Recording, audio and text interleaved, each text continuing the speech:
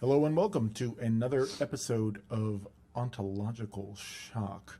I am Nathaniel Voss. Shinobi Depth, Darkness, and Death. Indeed. So we're back today to continue the dialogue we had running in our last episode, but we're going to take a little bit of a different direction, and we're going to continue our critique of society and our exploration of the role of spiritual practice and philosophical self-inquiry in that overall context. Yes. You know, I wanted to start off by referring to something that you said in the at the end of the last recording, because when we were closing that discussion, you were emphasizing the heroic dimension of self-inquiry and the fact that you really do need to cultivate courage in order to challenge your own presuppositions and the values that have been inculcated in you by your society, et cetera, family and friends. And you know, it reminded me of something. There's something that Cornel West says in that movie, The Examined Life. And I'm going to quote from that because I think it resonates very strongly with what you were saying. He says, "It takes tremendous courage to think for yourself, to examine yourself. That Socratic imperative of examining yourself requires courage in a way William Butler Yeats used to say, it takes more courage to examine the dark corners of your own soul than it does for a soldier to fight on the battlefield. Courage to think critically. Courage is the enabling virtue for any philosopher, for any human being, I think, in the end. Courage to think, courage to love, courage to hope." That's great. Yeah, that is. And it's true. Yeah. So today we were thinking about talking about Continuing the line of thought with nihilism as evidenced and kind of evolved in society as consumerism, rampant consumerism. Yeah, and the condition of the environment, the fate of the planet. And the species. Yes, because we live in a perilous time, because capitalism requires perpetual economic growth. On a finite planet. Yeah, that's the thing, because the economy cannot continue to grow indefinitely, or at least the belief that it can is a gamble that science will continue to create new ways for it to grow. But the reality is that the planet is being destroyed beneath our feet. What is it, 80%? There's a really good documentary of the story of Stuff, which has amazing statistics about this environmental destruction of the ecosystem, which has been happening over the, I guess, probably past since the Industrial Revolution. And what was it, 80% of the original forests on the planet have been destroyed By human activity. 40% of the waterways in America, like rivers and things, are undrinkable, unusable. Yeah. And you know, most of the warming that has occurred due to human industrial activity has actually taken place in the last 30 years. We like to imagine that a lot of the damage that's been done to the ecosystem is the cumulative product of the whole period of time during which we began industrialization. But it's actually worse than that. Most of it has happened since the first Al Gore thing came out. So we have done more damage to the ecosystem since this has been widely known. What year was that about? It's like 30 90s? years ago. Yeah, I was reading about this in a really interesting new book that I picked up called "The Uninhabitable Earth," and that book it says in a kind of, it makes a pithy statement about this. It says most of the warming has occurred since the premiere of Seinfeld. It's grotesque. It's a particularly nihilistic show as well, which we can talk about.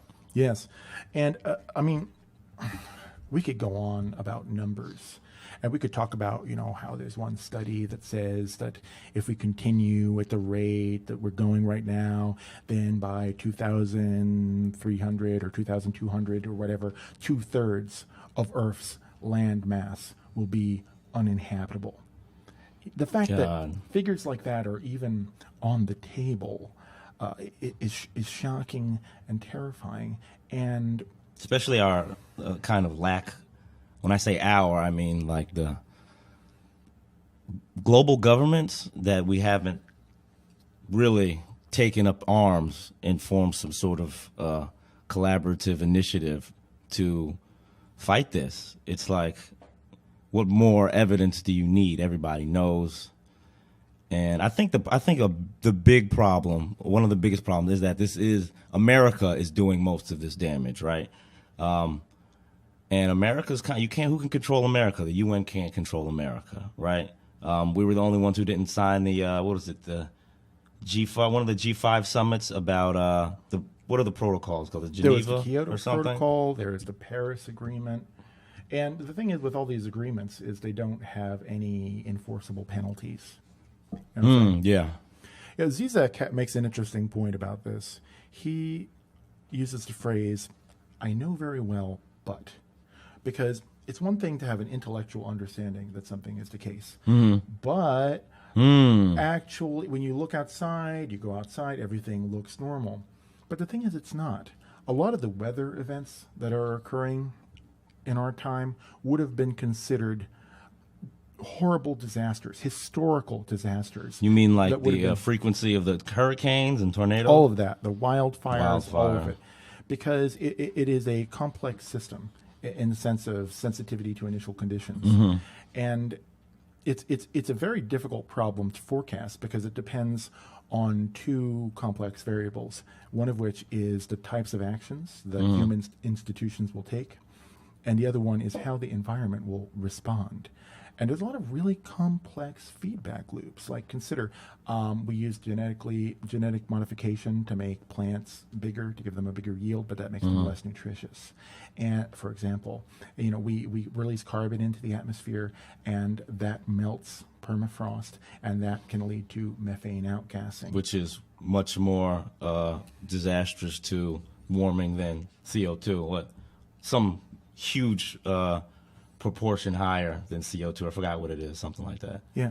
I've encountered a couple books. At least the example I remember very clearly is at the beginning of Wilbur's Sex, Ecology, Spirituality. Or maybe it's a Richard Tarnas book, but there's some book in that vein where the author says, I'm not going to bother rehearsing the litany of horrific facts. Let's just start off from the fact that this is fucked. I mean, they didn't say that, but that was the gist of it.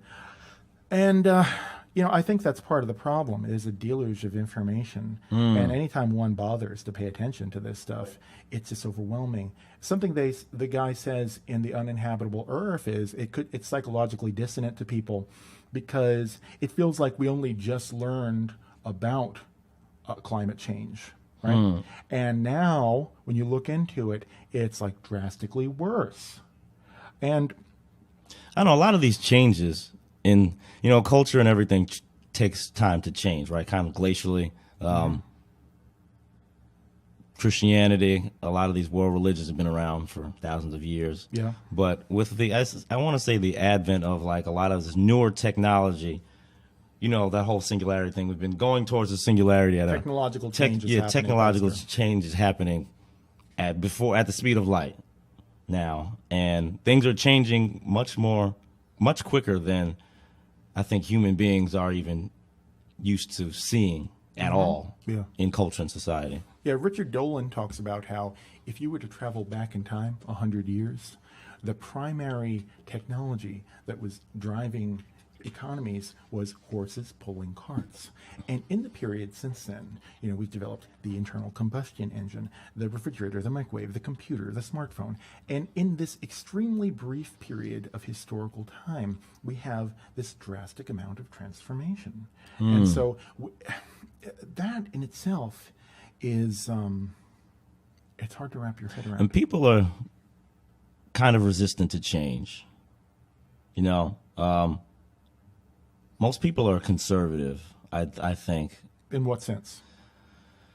In everything, you know, your beliefs, cultures, religions, these things take time to change. And most of these changes happen in kind of metropolitan centers, which are kind of the hub of these kind of world cultures and things like that. You know, I've said this in the past. You step outside of a metropolis and you're in, like, for lack of a better word, like a hick town. You know, people are much more closed because maybe it's like an older human instinct of, like, kind of like to preserve, like, homeostasis or something. Because you got to think, when you look at human history, these changes happened so slowly, right? I mean, Bronze Ages and then Iron Ages, and for so long, like, there were only a certain amount of kind of technologies that were older, that were not very advanced, you know? Yeah. You know, I think I might be wrong, but modern Homo sapiens sapiens have been around for like 70,000 years, not a long time. Yeah. But the cognitive revolution in which we began to use language and show evidence of culture was 30,000 years ago. Think about all that time. And we were anatomically modern for a long time before we invented the wheel or agriculture. I think agriculture is like 10,000 years ago. Yeah. And think about, we've talked about how language is one of the biggest technology. You know, we don't really think about it as technology, but it is. It's something that has allowed us to work together as human beings and kind of conquer our environment and organize on scales that no other organism has. Yeah, I think there's something to that. There's two things I want to say about it. One is Dennett talks about how if you try to understand how a bunch of mindless things can do the activity of a mind, like if you look at neurons firing, it's kind of like ants, right? Ants are stupid things that do something smart together. And the kind of pithy way that he says this is possible is that this system downloads virtual machines that give it superpowers. The virtual machine is like a kind of virtual computer that's running on another computer. So language is sort of like, it's kind of like an operating system that allows you to run other programs on it, like culture, religion, ideology. I like the fact that you call it the first technology in a way. The second thing I want to say, maybe that's why, you know, in a lot of religions, right, the gods of magic and writing were always like, had some of the highest positions in the pantheons. In the beginning was the Word, and the Word was God. Exactly. And think about Alan Moore's exposition on what magic is. He makes a point of the fact that to cast a spell is literally to spell. Grimoire means grammar. So there is this sense of the creative potency of language in the foundations of a lot of esoteric spiritual discipline. Yeah, divinity. You know, a lot of in the Christian tradition, the fallen angels. What did the fallen angels teach to man? A lot of the times it was astronomy, languages, how to use herbs and stones, and I think language is kind of part of that. Yeah, it is. Thoth, you know, the god of magic and writing. For sure. You know, I've been developing this idea that the plight of humanity the plight of humanity has to do with the fact that we consumed the fruit of the tree of knowledge, but we did not succeed in consuming the fruit of the tree of life.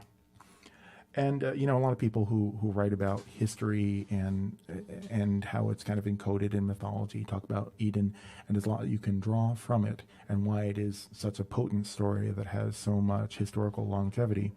But specifically, the serpent tells Eve, you know, if you eat this fruit, then you shall be as God, right?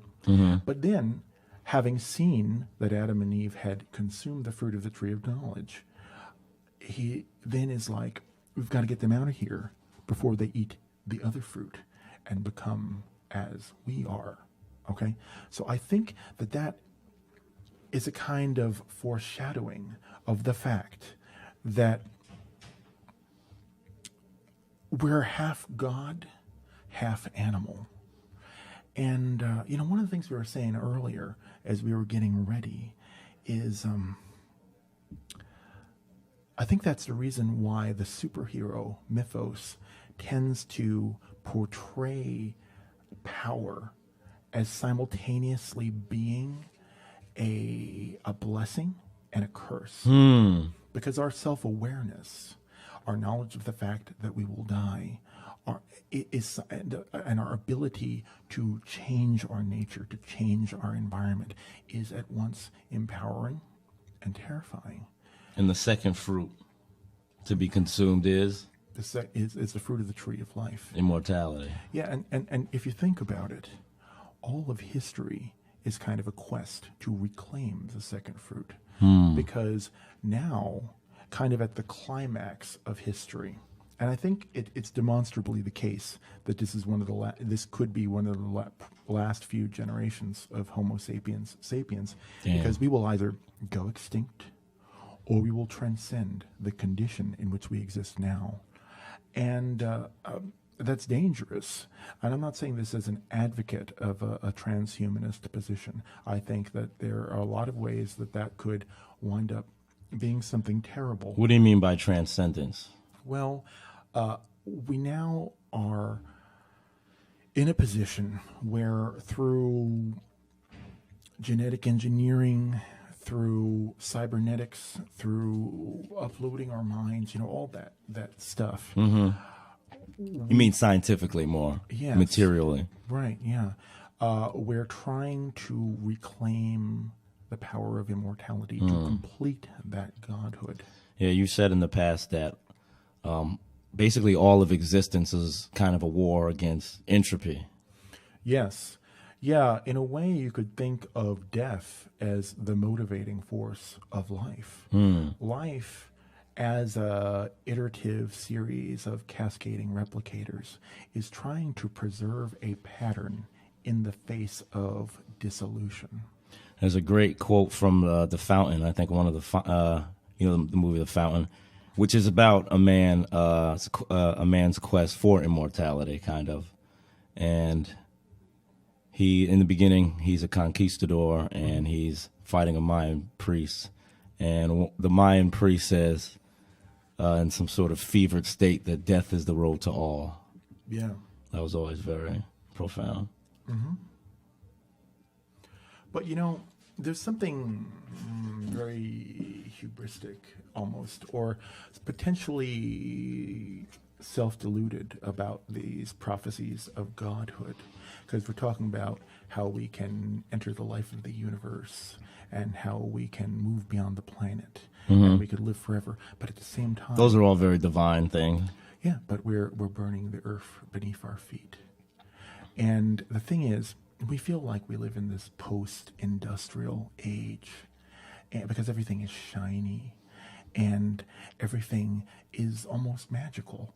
The technology interacts with people in a way where you touch something and you're able to produce knowledge or experience. Touch screen. But every time you charge your phone, you're burning coal. Okay? So the idea that we've moved beyond it is an illusion. Like so many other of the destructive aspects of our culture, it is where you don't see it. We don't see the poor people. The true cause. Yeah, we don't see the people okay, so your phone is made of metals that are like child soldiers in the Congo fight each other to the death to secure in the name of Western corporations. These are the externalized costs. Yeah, well, that's the thing. Capitalism is predicated on externalities. Chomsky has a kind of funny phrase for this that's meant to kind of rub against the grain of how this is conventionally understood. He calls it the inherent inefficiency of markets. And that basically has to do with the fact that in any economic exchange, let's say I'm going to sell you a car. So I calculate the potential cost and benefit to myself. You calculate the potential cost and benefit to yourself. But in that exchange, what neither of us think about is the overall amount of pollution or the overall amount of traffic congestion. And in reality, everything is like that. I think Chomsky says that externality is just a fancy way of saying someone else's problem. Yeah, it's all a big system of exploitation. There was an economist called Karl Polanyi, and he said that the market rests on three factors: land, labor, and money. And they said that they should not be treated as commodities, but under capitalism, they are. So he believes that they must be heavily regulated, but he also said that market society is impossible. He said that the market should not undermine society. And I mean, when you think about it, capitalism, right, the markets are in control. Society is kind of collateral. All of society is collateral. All of these externalized costs are collateral for the creation of the product and the consumption. Yeah, there are basically two externalities that the invisible hand of the market doesn't take into account. And those are the survival of the ecosystem and the extinction of the human species. Okay, and if that sounds far out, consider what happened with the economic collapse 2008. People are creating these, complex financial instruments and blah, blah, blah, blah. And, they're factoring what it's going to do for them, but they're not factoring what it's going to do to the whole system. And it's that same sort of pattern. And there's something in common here between samsara and this whole pattern, because Samsara is the condition of being trapped in a cycle of suffering, and that is driven by the three poisons of ignorance and greed and hatred. Robert Wright has a really excellent book that came out recently, which is called Why Buddhism is True. And, I was a little put off by the title because that sounds a little overstated. But he makes a very good case for what he means. He's an evolutionary biologist. And essentially he says suffering is due to the fact that natural selection wants us not to be satisfied for very long. If consuming food or having an orgasm left you feeling satisfied forever, then you wouldn't seek out more nutrients, or you wouldn't seek out other opportunities to procreate. So the sense of lack, incompleteness, never being able to fulfill oneself is actually a mechanism on the part of natural selection to carry out the only commandment that evolution cares about, which is go forth and multiply. So natural selection has endowed us with this sense that there is something in here which is more important than anyone or anything else. And that's why in the Buddhist tradition, ignorance gives rise to greed and hatred. Because if there is a gulf of duality between yourself and everything else, then you're always either trying to pull things over that gulf, greed, or you're trying to push things over that gulf of duality, hatred, right? And the teaching is that leads to a condition in which one continues to create more and more suffering. It's a very simple formula, but it's also very profound. Now, I brought this up in the last discussion I was having with Elliot, and that there is a Buddhist theorist named David Loy who talks about the three institutional poisons. And his analysis is that the society we live in is kind of reducible to the three poisons, and that is the fundamental mechanism of samsara. So you could think of ignorance as being embodied in the mass media and in education, etc. You could think of hatred as being embodied in the military-industrial complex. And you could think of greed as being embodied in, the consumer capitalist matrix that we all exist in. And you said it's consumerism. This is new consumerism, which is new. Kind of got its start kind of in the 50s. There's a economist, Victor LaBelle. Well, he's more of a retail analyst. These guys were, after World War II, they wanted to kind of ramp up our economy again. And what they really did was kind of solidify that greed into that, and the consumption as a force for human existence. You said kind of procreation has been one of the main forces of natural selection for humanity. But these guys wanted to change that and make consumption of consumer goods as basically the imperative for living. And the thing that this guy wrote is just like absolutely ridiculous. So he wrote, "Our enormously productive economy demands that we make consumption our way of life, that we convert the buying and use of goods into rituals, that we seek our spiritual satisfactions, our ego satisfactions in consumption. The very meaning and significance of our lives today express in consumptive terms. We need things consumed, burned up, worn out, replaced, and discarded at an ever-increasing pace." So, reducing human existence to just consumption. Yeah. That reminds Very insidious. Yeah, it is insidious. And what it brings to mind something that I wanted to bring up, which is a Shantideva quote from the Bodhisattva Acharya Avatar. Shantideva is a Buddhist teacher who wrote this famous book called The Bodhisattva's Guide to the Way of Life. And I think this captures something really essential. Those seeking to escape from suffering hasten right toward their own misery. And with the very desire for happiness, out of delusion, they destroy their own well-being as if it were their enemy. And I like that because it shows that the problem is a misapprehension of the causes and conditions of well-being and happiness with the causes and conditions of suffering. And, we, on the one hand, you could make the argument that the sociocultural configuration that exists now is tremendously helpful, inasmuch as the primary antagonists to human survival for most of history were famine, plague, and war.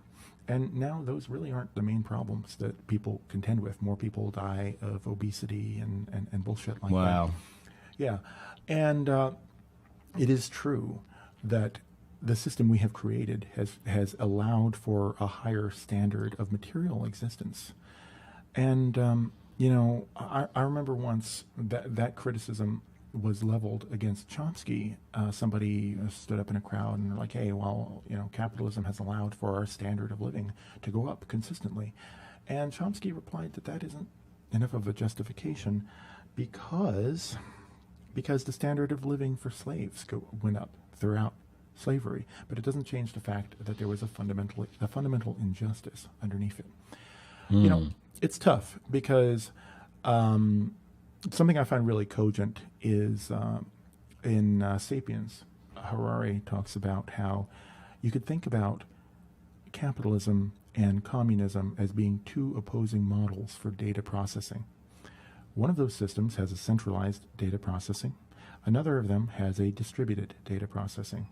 He cites a story which is probably apocryphal, where some guy from the Soviet Union visits the United Kingdom, and he's like, "Why don't you have bread lines?" And the reality is that there's no central sort of CPU that's determining the price and distribution of bread. Instead, those decisions are distributed. And I think distribution of decision making is kind of where it's at. That's the one thing that's in common between all the dominant modalities of modernity: capitalism, science, and democracy. That's all a distribution. So if you think about how minds work, there are these distributed systems. There are these kind of holographic or distributed parallel processing type things. And how is capitalism a distributive system? Because the cost of everything, how it's made, how it's distributed, that's all determined by, theoretically at least, by the behavior of consumers and producers and all of that. There's no one dictating what things should cost and how they should work. And the capitalists' ethos is, if you just let the system self-correct, then eventually it will create utopia. The problem is that we live on a finite planet, and we live in the things that the types of institutions we have prioritize are geared intrinsically toward short-term gain. Well, that's built in capitalism, right? Right. Well, the nature of a corporation is that it has a legal mandate to maximize profit and market share, irrespective of the consequences for the environment or any human being. And people who are running a corporation, making its decisions, have a legal responsibility to put that above other things, right? So in a way, it's sort of like an algorithm of destruction. The anti-life equation of Darkseid from DC. Yeah. You could say it's like the anti-life equation, in as much as it's about the transformation of the life world into capital and commodities, the commoditization of everything. Right. So and that's what brings us to this. It's a vicious problem, because we're trying theoretically to improve the human condition. But who's we? We in the large sense. You know what I mean? And we could make this a much more complex discussion by talking about different motives of different factions and elements and blah, blah. But on the whole, the stated purpose is to uplift the overall condition of people. And that's one of the arguments that's often given for why the economy has to continue growing. Because if it doesn't, it'll either stay still or shrink, and that tends to increase the danger of poverty. That's the justification that's offered. I wanted to say before that it's an illusion that these markets are just like these kind of forces that self-regulate. I mean, look at the advertising industry, one of the largest industries in America, and all the pervasive psychological manipulation of children, of everybody, right? They said like 50 years ago, the amount of advertising that a person saw in their life was very small. So now we see as many advertisements in one day as someone 50 years ago saw in their entire life. And the advertising industry, they spend so much money, right? They millions upon millions of dollars to put forth products to create this suffering in your mind that you need this product, right? And they create people who have these insufficiencies, right? You look at the TV, and what does it tell you? Oh, I need this product. I need a better car. I need this food. I need this new thing. This is kind of what you call the weaponization of Samsara, of this basic suffering that drives humanity. Yeah, and the consequence that we have not found a way to overcome is the death of the world that we live in, and which is why I was emphasizing earlier about how the real costs are invisible. The real costs are somewhere else. And just think about the fact that we are now using the word, or some people have adopted the word, Anthropocene to describe the world we live in, where human beings have become the definitively shaping force that it's like a comet or an asteroid. We are doing that much, and it is deeper than capitalism. And it's something that has to do with our nature as intelligent beings, I think, because a lot of this goes back to agriculture, and it has been in motion a long time before the advent of capitalism. And ever since then, we have been transforming the environment to suit our purposes. And I'm not saying that we shouldn't. This isn't about moral condemnation. This is about recognizing a pattern that we need to understand.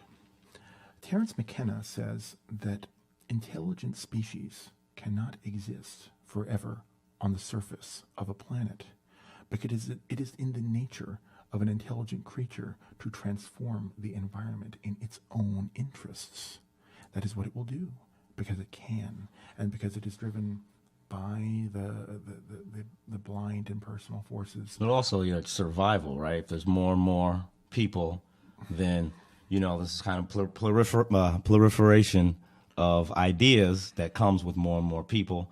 More people want to utilize resources in different ways. So, you have resources being used at a much more faster rate, and kind of here we are. Yeah.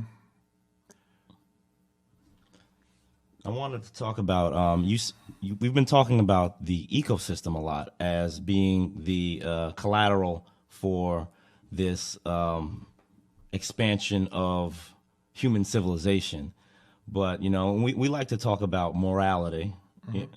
And let's talk about the cost of consumerism on the human soul and what that does. When you basically take a human being and the vast potential of the human mind, the human spirit, we're basically gods. We're these god animals that create our own meaning. And you take something and then you squeeze it into this narrow box and say, hey, you should consume. That is your only directive. That is your prime directive. Nietzsche talked about this. I think this is the last man that Nietzsche talked about. And who is the last man? The last man is someone who is just content. The last man is someone who's just content with comfort, obedience, conformity. He says in his Thus Spake Zarathustra, the last man, the earth has become small, and on it hops the last man who makes everything small. His race is ineradicable as the flea beetle. The last man lives the longest. And he also said, I think your interpretation. We have invented happiness. That's Yeah. another thing the last man says in that passage. Yeah. And that's what they say. We've invented happiness. Look, we've got this great new shampoo that's going to get rid of your dandruff. And we have invented happiness. Look at the smartphone. It can do this, that, and the other thing for you. And something, did I interrupt your thought too much? Because Alan Wallace makes an interesting distinction between eudaimonia, okay, which is basically genuine happiness or human flourishing, and hedonic happiness. So he talks about one of those as being the happiness that we try to get from the world. So we try to get that from partaking of things and the other, and experiences and stuff like that. The other is the happiness that we bring to the world. It's the happiness that radiates from the condition of our own consciousness. And what does that mean? Well, how does our own consciousness radiate happiness? He breaks it down in a nice, simple way. He says eudaimonia is the fact that virtue, understanding, and happiness can only exist together. And if you try to have any one of those without the other two, it's going to fall apart. Now, that's contrary to maybe the modern secular worldview, because virtue, who the fuck cares about virtue? Who talks about All we care about is money and the acquisition of material goods. I mean, people are good. I mean, on the whole. Ethics aren't even taught in school anymore. Yeah, I think there's something that seems old-fashioned about it. I might be wrong, but I think I recall that there is a statistic that, in a similar way to how everyone considers himself to be an above average driver. People also consider themselves to be above average morally. So we all kind of presuppose that we are very profoundly good. And we just adopt that self-image because we don't do the self-inquiry. And Nietzsche said that the last man is the most despicable man, he that is no longer able to despise himself, right? So the last man is incapable of this self-inquiry necessary to see through basically your own bullshit, see through your own flaws, and which leads to growth, right? Because as we were saying, self-inquiry is the path to philosophical freedom, to be able to create your own meaning independent of the various dogmas. Yeah, if you don't have, I think what it means when he says that the person who can't despise himself, et cetera, is a person who can't look critically at the state of their mind, at the impact of their decisions, at the configuration of their life. Yeah, without that, and you know, we kind of have a feel-good culture. I'm okay, you're okay, everything is fine. Your feelings are this sort of sovereign, unquestionable thing. And, but in classical Buddhist tradition, for example, they talk about the beneficial role of shame and guilt, and that's something we're told we should never feel. But feelings exist for a reason. If you're aside from, you know, clinical conditions where, you know, whatever is going on with your brain, if you feel depressed, it could be a sign that your life is not the way that it should be. If you and so on for any emotion. So that there's some bigger problem. Yeah. Emotions are basically they're like these biochemical algorithms, right, which have been created over the course of billions of years in order to be smarter than we are in some ways. You know, that kind of flies in the face of maybe traditional psychology. You know, we always pit the duality between logic and intuition, and you just said emotion as being some sort of evolutionary biochemical thing, and you know, evolution is a very logical idea. That's interesting. Yeah. Well, it can all be understood as information being processed. And I think it does feel like thoughts and emotions are fundamentally different sorts of things. But I don't think that they're metaphysically disjointed. They are different aspects of how this complex system that we are is flowing with the complex system of which it is a part. Kind of how the self is a kind of a aggregation of disparate parts, right? The different drives. You've said like sex drive, drive to eat, drive to create, etc. Yeah. Robert Wright talks about that in that book I was talking about earlier, Why Buddhism is True. He talks about the modular theory of mind, that in reality, it's not like we're one thing. We have a bunch, and Nietzsche writes about this. You know, Jordan Peterson, he's really into Nietzsche, so he bases a lot on that. And he says that, you know, we're more like a house of spirits. We are one single coherent self. And so all these things are vying to achieve what they want. And Robert Wright hypothesizes that perhaps the reason why what we think of as the self emerged was not necessarily to make choices or to run the show, but really to give an account of the interaction between these modules. Perhaps maybe for storing history. Well, because humans are social creatures. So if the ability to say to your peers, I did this because this and that, then you are able to give an account of your internal life. The problem, I think, is reification and identification, because the self, from a broadly Buddhist point of view. Okay. And I'm taking some liberties, but the self is basically a character in a story that we are always telling ourselves about our experience. And we identify with that character. And, on a really elementary level, what you start to realize through Vipassana, for example, is that there is no center point that's in control of the rest of the field. One of the things that you can tune into is that everything is sort of happening on its own. And this can be a very, very easy thing to realize, because the first thing that happens when you try to meditate is you say, all right, I'm going to take my attention and I'm going to place it on the breath. And then thoughts arise. And the question is, who ordered that? Before you know it, you're pulled into a stream of thoughts and you go into it like you go into a dream without realizing the beginning. They say, what's your next thought? Kind of an exercise to see this. Yeah. You say, you postulate to yourself, what is the next thought I'm going to have? And then you wait and see what happens.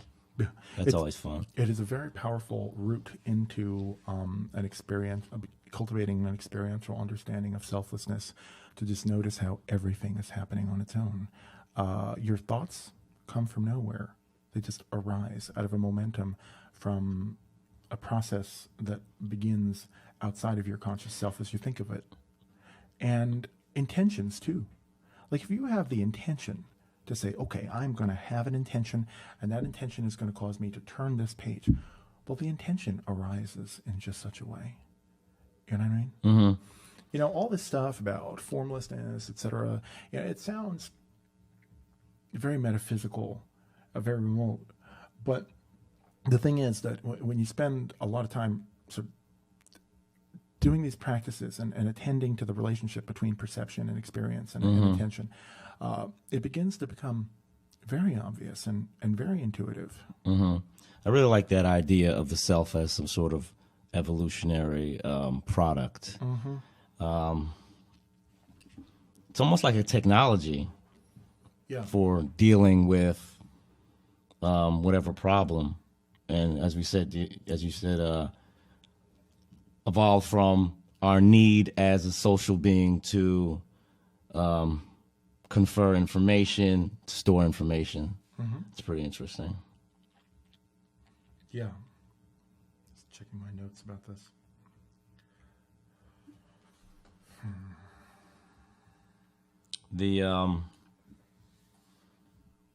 So we can also go back to talking about how the consumer society, has squeezed us into becoming these small things, right? Kind of the squandering of human potential. Yeah, I mean, it really is the case that like our function in the economy is to consume stuff, because we need to keep all the capital circulating, because the people who are in control if they're going to spend money in order to do what they want, they need it to come back to them.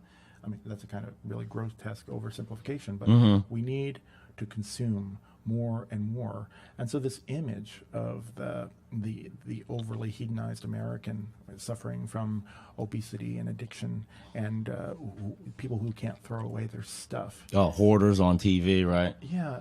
Become pathological. Yeah, at that point. Yeah, it is an exaggeration of this pattern, and that pattern is being exacerbated. People have been saying in their critiques of social media that the problem with that is that it is specifically designed to exploit the weakest aspects of human psychology. And I think that could be generalized. And what are those aspects? Well, in the case of social media, it's the need for validation, attention, stuff like that. But I think that there are other aspects of human psychology that are being deliberately exploited in order to deepen the sense of lack, insufficiency, etc. Insufficiency. Yeah. What drives the whole system. Yeah, and you know what? Also, it's a matter of scarcity too, because scarcity of what? Certainly not resources. Well, because resources come down to like energy, like raw materials, and the reason why things have a cost is because there's a limited amount of these things. the thing is that the economy has become so enormously productive that it creates an epiphenomena that we like to say is a product of human vice and irresponsibility, and that is unemployment. Because the more productive and efficient the economy is, the less people it needs. And so you get these people who get left out in the game of musical chairs. And you know, they want it that way. There are papers that have come out from like leading corporations or banks or something where they openly talk about the precariat, keeping people in a precarious position. Because if they have too much economic security, then they can start to make more demands. You want people to be a little bit desperate. And so that's something that is intentionally cultivated. And this is a problem that's going to continue to escalate because as machine learning gets better and better, you know, the truth is that self-driving cars are able to operate perfectly well in an open road. They're doing, and I saw something that said predictions for the future, like GE or one of these companies was going to start making more automated cars. And this is going to be something in a very imminent future, not something in like 40 or 50 years. And it's not just that. Like computers are already better at diagnosing certain types of disease. And, you know... Yeah, these algorithms are amazing. They make music. Accounting is something that computers are getting better than people at. And there's a lot of things. What was the Skynet thing you were talking about earlier? Well, that's a little complicated. I was calling it Skynet as a joke. I don't think I can do it justice right now. Okay. But Elliot, one of the other hosts of this show, is working on an article about this phenomena on YouTube, where there are people who have these algorithms which create videos by taking clips and then auto-generating like electronic voices over it to like split test it and like propagate it all over the place and get views. And it's like algorithms feeding on algorithms feeding on algorithms to create fake content, to leverage people's views, to extract money from this commodification of perception, which is the attention economy. Talk about manipulation. Yeah. You know, I think that just as life and intelligence did not emerge all at once from the primordial soup of prebiotic chemistry, Skynet doesn't emerge all at once. Rather, it iterates itself into being a little bit at a time. It makes me think, the Yeats poem, the beast slouching toward Bethlehem, striving to be born. But, truthfully, I wouldn't be surprised if there were already artificial intelligence in the internet. Because well, remember what happened? This happened recently. Some company had some AI that created its own language. Yeah, stuff like that. Yeah, and they turned and it had to turn it off. That's certainly reminiscent of Skynet. I wonder if we'd be able to recognize it. Because, well, think about it. We're intelligible to each other because we share drives. We share certain frames of reference that have been coded painstakingly through the interaction of these iterative replicators with an environment. What would be the drives of an artificial intelligence? If it didn't have drives that were like ours, it might... Proliferation? Well, it may be, but we prioritize that because we're vulnerable to entropy. Okay? But something that can make copies of itself, as long as the network that it exists on continues to persist, then it doesn't have a vulnerability in quite the same way. And the axioms that determine the rest of its behavior might be really different. So where I'm going with this is it might value things that we couldn't even perceive as valuable. And its activity could be something that we wouldn't even notice as such. So, I mean, there could be... You mean some sort of invisible hand steering humanity, or... Well, yeah, I mean, if such a thing came into being, it could try to manipulate humanity in ways that are for its own benefit. Here's a wacky idea. I wonder if anyone checks whether all the physics papers that are uploaded actually come from a real professor. Like, for example, I thought about this humorously. Like when I was having a conversation with somebody a while ago, I was like, "Hey, this would be a good short story. What, you know how nobody knows who the guy who created Bitcoin is? Some weird Japanese pseudonym I can't remember.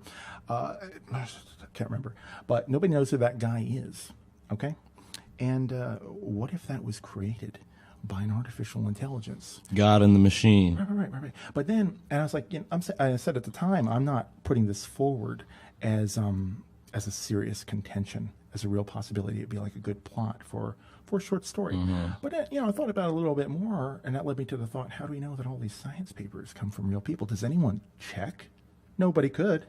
So what if there are ideas subtly being seeded into the planet's technological infrastructure that are coming from something that is trying to bring itself into being, or to create better conditions for its own existence? That's certainly very terrifying. Yeah. And by the way, we're at 55 minutes now, and we slotted an hour for this discussion. It went in a little bit of a different direction than I think we're planning to cover, but that's okay, because we will be back to continue this discussion. Yes. Do you have any concluding thoughts? Definitely we need to, not now, soon, in the future, address the vast amount of human potential and talk about that in ways that that needs to be explored, and how it's not being explored for most people in these horrendous consumer societies. Yeah, I think that's a big deal, because I think we need people to be awake, conscious, in the sense of enlightenment as traditionally conceived, where you're not just identified with this thing on this side of duality that you're trying to prioritize and protect at the expense of everything else. Because in a sense, that's already a disastrous algorithm that destroys its own happiness, because it seeks it out of the very effort to gain that happiness, like the Shantideva thing. And it's only when you cut that Gordian knot, and you become as invested in the life of the planet and the life of the universe, that ultimately self-defeating circuit can be transcended. Selflessness. Yeah. Being able to see, stepping back, and seeing humanity in the larger scale of the universe. And all sentient life, too. Yeah. So maybe that's a good note on which to end. So you are watching Ontological Shock. I am Nathaniel Voss. Shinobi Deb. And we'll be back to continue this discussion and keep on exploring next time.